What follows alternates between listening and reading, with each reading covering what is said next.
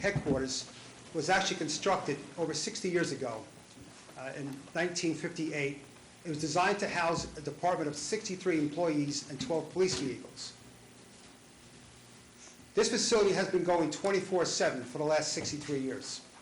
The existing headquarters and town court are housed in an area of about 30,600 square feet on 1.7 acres. The site has roughly 190 spaces for all required parking, including public parking, staff, police fleet parking, and police emergency vehicle, as well as impound vehicle parking, none of which is secured and is a risk, obviously, for police officers and court staff. The public parking is remote and often causes confusion, as many know, to the public entering the parking lot and trying to find a parking spot or find their way to the courthouse or police station. Our current staffing now in 2019 is 155, which includes 112 sworn officers, 33 EMS first responders, and roughly 10 sworn support staff. It should be noted that women make up about 18% of the entire staff, and the growth of women in the department is ahead of the previous needs assessment of 2006. The male officer locker room is 768 square feet. It is not ADA compliant, as American with Disabilities Act compliant. The lockers actually have been, they are smaller. They're only 12 inches. They should be about 24 inches in depth. So with all the equipment officers have on a daily basis, between the gun belt, radios, batons, tasers, all those pieces of equipment, and uniforms and rain gear and so forth, all present a challenge. And many times officers are storing their equipment outside the locker room, and yet sometimes, oftentimes, in their personal vehicles. The toilet and shower space is only one shower for 147 male employees in that vicinity. The condition has been, again, this is Lothrop's assessment, and I concur, is severely deficient. Female officers' locker room is a mere 210 square feet. We have 12 sworn female officers and a number of unsworn EMS females that work in paramedic capacity. The female locker room is poorly configured. It is located in the lower floor of the building, adjacent to the evidence room, between the evidence room and the boiler room. And there's often a smell permeating from the evidence room, as well as some of the sewer backup we encounter from time to time, too many times. There's a lack of privacy. In one conversation with two of our officers, they relayed to me that they had to actually change into the uniform in the last few weeks with the door open because of ventilation issues. So they had no privacy whatsoever. There's a large electric panel opposite the only shower that's not functioning. Again, not ADA compliant. This evening I have Officer Brooke Keith here from our patrol division. She was kind enough to join us this evening. So rather hear from me, Officer Brooke Keith, one of our veteran officers, address the board and the community. Thank you. Thank you. Thank you. Hello, everyone. As the chief stated, the female locker room is a real problem for us. My locker room is actually on the right side, so the way that the door opens, if you're walking down the hallway to the evidence room, for example, everyone can see you. So it's a problem. So when the door opens, everyone on my side over into the left side, because we don't know who's in the hallway. Also, as he stated, the shower doesn't work at all. There's a vermin problem. There have been mice seen, crickets, spiders. Also, since the locker are so small, a lot of us have to actually hang our coats and rain gear and stuff like that on like a line. So that takes up space as well. A lot of times we have to change the door open, not only because of ventilation problems, but just because of it's just not enough space. So during tour change, there may be, with officers and civilians like EMS, it could be 6 people in a small, tight space. So it becomes like a really big issue for us. It's definitely a problem for the females overall. So it's clearly an improvised space. Yes. What was it before it became or got converted over to being a locker room for female officers? Mr. Sheen, in my 30 years here, that has been the space that's been used, to my knowledge. I'm not sure what it was prior to that. It was, the evidence room is directly next door, maybe even part of some storage closet of some sort, but. Right, that's what I thought it was. Yeah, storage facility, so Because there wasn't a female locker space put in the original building. it wasn't designed for that, no. So that's, anytime you try and jerry-rig something like that, you're going to have issues with the plumbing, which is what you're talking about with the shower. And, you know, is it, it's 210 square feet, is it roughly 20 by 10, or is it, 15 by some other number? It's very tiny. That's the number you said, right, Chief? Is it 210 square feet? Yes. And do I recall that basically only one person at a time can change in that space because it's so tight? For the most part, yes, because we have to, like, let's say you want to use the restroom or you want to go back and forth. Everything in the locker room is kind of spread apart. Like, you have your jackets hung up in one area, and there's bathroom on the other side, then people have to have their bags in another area, because there just isn't enough room. I was also thinking of the rights of defendants, not only, as a reason why, we want to really give this attention. An example, which I thought of is a victim of domestic abuse or sexual assaults are being placed in unacceptable positions. They have no place to speak privately with the prosecutor or victim services in the courthouse. They must physically wait in the same crammed lobby as the defendants, where they could be re-victimized or even intimidated to the point that they may be reluctant to go forward. And I think we must and we have to find a private place in the courthouse other than in the lobby where everybody congregates to either wait for the court proceedings or pick up a copy of an order of protection. We also have a new law that's taking effect, I guess, January 1st. And there'll be many more defendants, and they could be released without bail, but the court can impose monitoring by probation or pretrial services. Representatives of probation need to meet with accused defendants, but again, there's no private place to meet.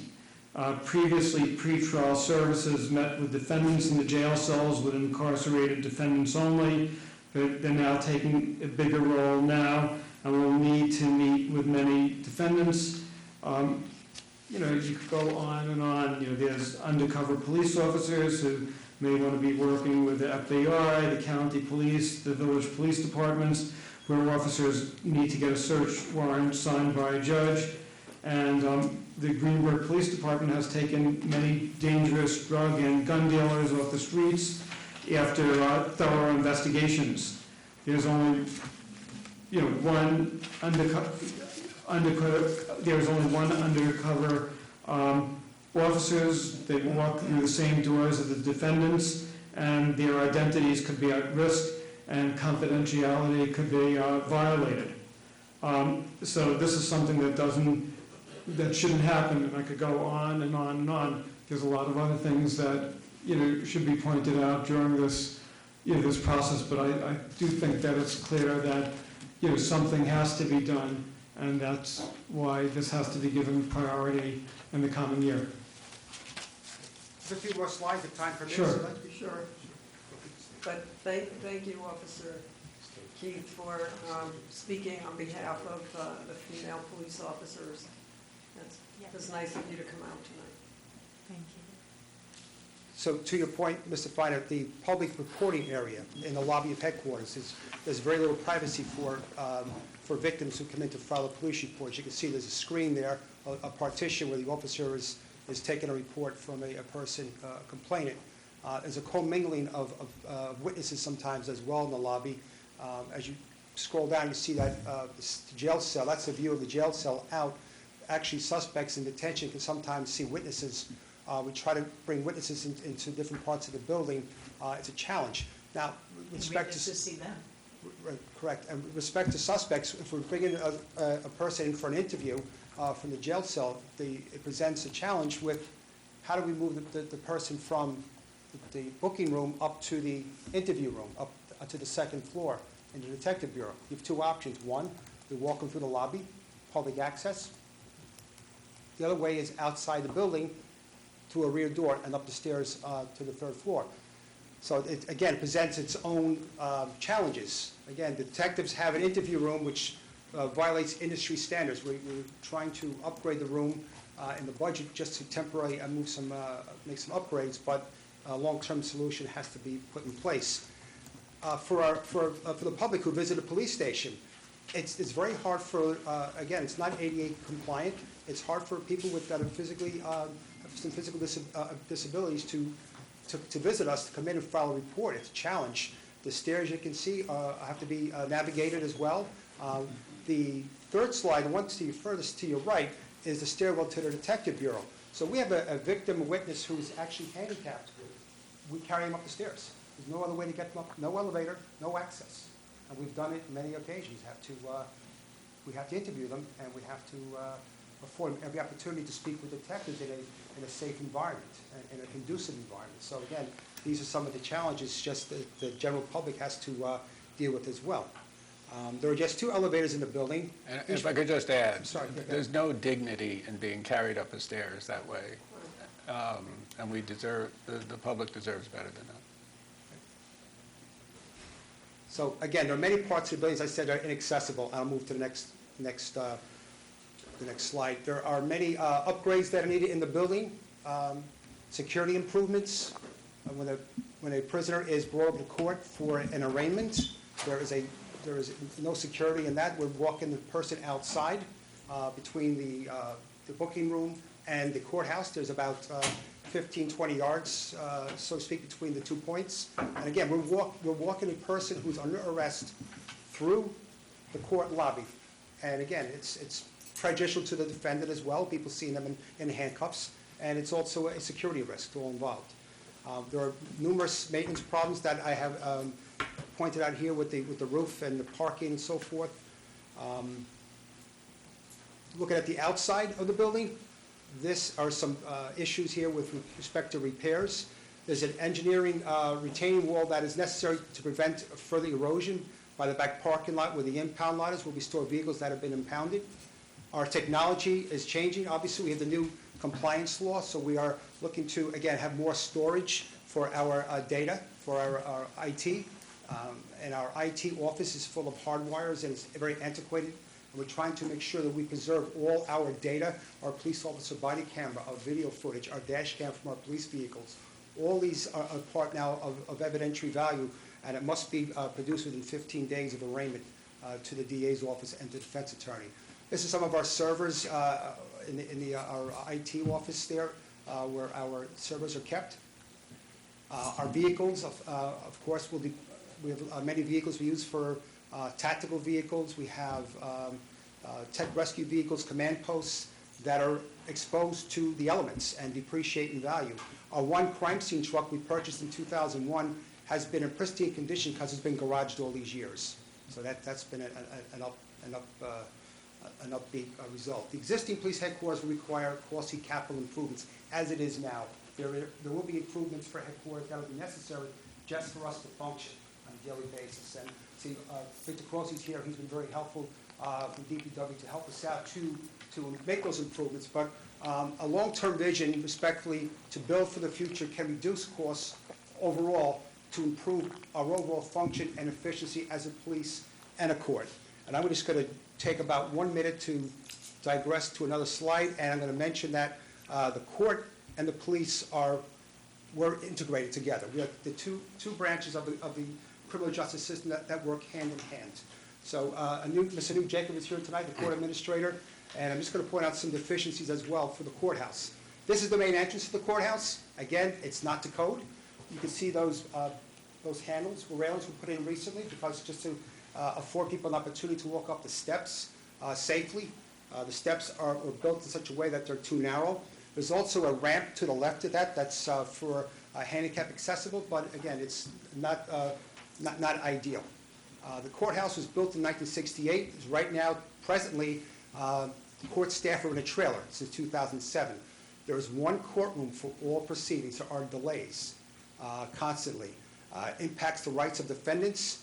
There are no meeting rooms. If there's a defendant that has to be arraigned for on a charge, and if the court is in session on a jury trial, the jury trial must cease. The judge must empty out the courtroom to bring the defendant in to have an arraignment. So that's, again, inefficiency. Here's a little sample of our lobby area where you see there's attorneys speaking with clients. There are witnesses commingled here. There are victims. And the attorneys are trying to speak to the client to prepare for court. There's no space for defense attorneys either. So it cuts both ways. Beg your pardon,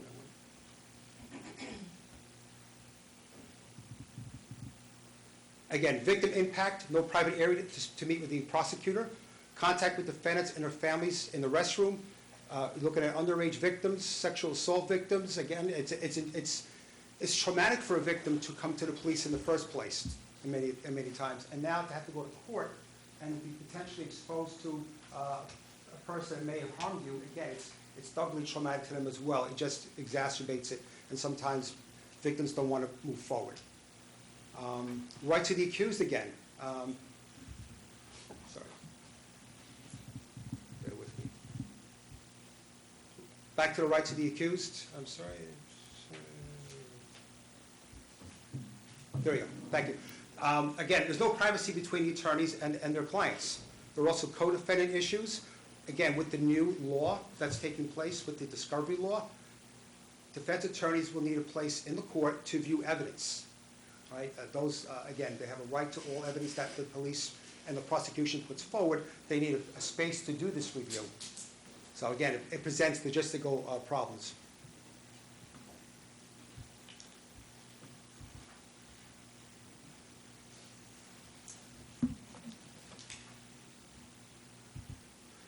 Bathrooms, again, sorry. Hey, Garrett, do you see? Thanks. Thank you. I want to get to jury impact.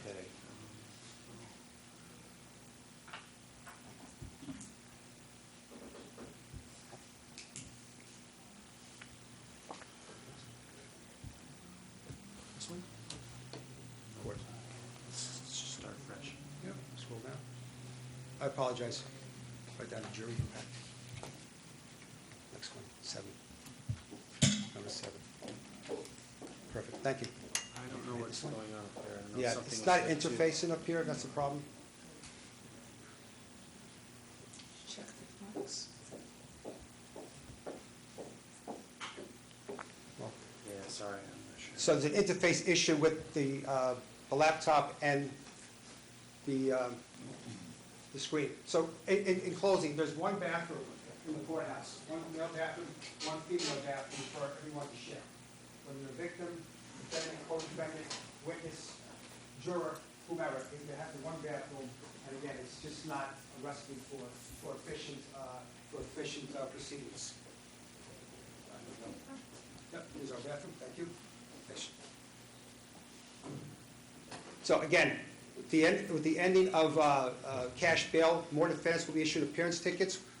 There'll be a bigger role for pretrial services and probation to deal with this. The court will has an affirmative duty to reach out to every defendant in all cases prior to a court appearance. There's an expedited discovery within 15 days of arraignment. Again, no space for attorneys to work with their clients. There will be fewer pleas and potentially an increase of more trials and hearings. So again, it does bring its own logistical challenges. As far as the topography, the parking lot, in the rear parking lot here we had a past assault there not too long ago, where actually over parking space, but having gone on the same case, but there was an issue there. And again, it's kind of isolated. And again, accessibility issues as well to those in our community with limited mobility. Overview-wise, infrastructure has deteriorated over the last 50 years.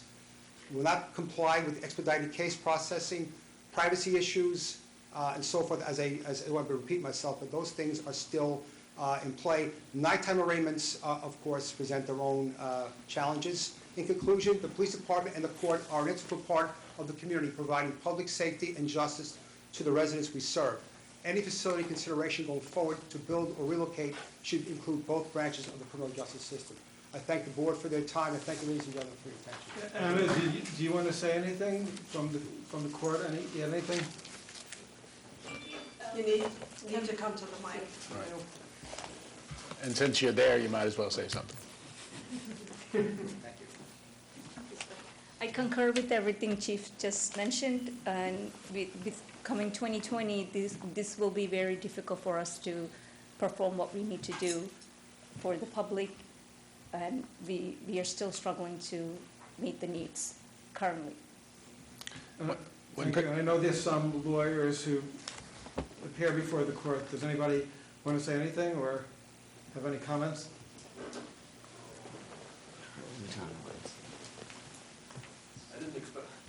My name is Bernard Bacharach.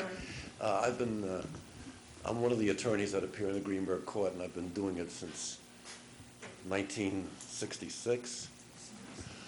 The concept of a one-room courthouse is just antiquated. I don't know what other word to use. You've got 3 judges there now, and it's literally impossible for 2 judges to be working in the Greenberg Court. To me, the perfect example of what goes on here is just look at the White Plains City Court. The White Plains City Court was on Hamilton Avenue, and it was a one-room courthouse. And when they built 77 South Lexington Avenue, it became a 2-room courthouse, and the 2-room courthouse became antiquated. White Plains City Court is now a 3-room courthouse with 3 judges. Town Court of Greenberg is a 1-room courthouse with 3 judges. And with today's judicial system, as the chief pointed out, there's 24-hour arraignments. I attended an arraignment last night at 10 p.m. Over in Elmsford. So the system is completely different. And if you look at the Greenberg Courthouse, there's loads of seats. The courthouse is never filled up with the audience because there's just too many seats and not enough courtroom. It's that simple, and it's antiquated. I just got the letter in the mail today, so I was curious to know. I'm still a registered Republican, so I don't know. Good. So thanks a lot. And we're going to get another update on the status at the meeting in January. I think the last meeting in January? January 23rd. So we'll provide the community with another update January 23rd, and we'll keep people updated every month or month and a half on what we're doing, and we'll just do our best to make this a public process. And if people want tours, they could contact us, and we'd be happy to give them tours and answer questions and comments, and get people's input. So May I now, say something? sure. In my last life, I owned an architectural and design firm, and I never designed police stations or courthouses, but I designed spaces in very large stations, several 100,000 square feet sometimes. Generally, the outcomes and the goals were to make a better work environment, a pleasant work environment, but one that functioned well. And the end result was that the work product was better, the people were happier, they worked more efficiently. And this is something that we don't talk about. We're talking about space, we're talking about bad conditions, we're talking about difficulty in working. So as residents of the town, we pay for the salaries of the people in our court system and in our police department, and we would like to see them work to the best of their ability. They work and do a wonderful job under such adverse circumstances. But given the opportunity to work in a supportive environment, who knows what they can accomplish and how much more how we can service the rest of the community for those people who come into the courts, whether they're guilty or not guilty, to have their transit through the system and through the police department expedited in a way because it's a more efficient space. So you reduce the trauma that is involved for those people coming in, whether they're victim or perpetrator. They're the unintended circumstances of having let this deteriorate, but these circumstances and these things should be taken into consideration, as well as the expense and the need. And the last thing I just want to say, there's a lot of people, when they hear, we're thinking of a courthouse and police, people get frightened because they think that there's going to be a large, tax, hike. The town, we've already saved over $12 million that we put in a savings account, which would enable us to reduce the borrowing costs. And, we're also committed to stay under the tax cap. So if we go ahead with this, you're not going to see enormous tax increases. We are committed to comply with the state recommendations to keep tax hikes under the tax cap in the town for the past, I guess, since that law has been in place. We have complied, and we will continue to comply. But we really want to do what's right, and sometimes if you don't spend the money now, we're being really irresponsible. And if we're looking at this not politically, but saying what's right long-term for the town, this is, I think, something that we have no choice. We're going to have to do something. So that's basically that. And now I guess we could go into the public hearings.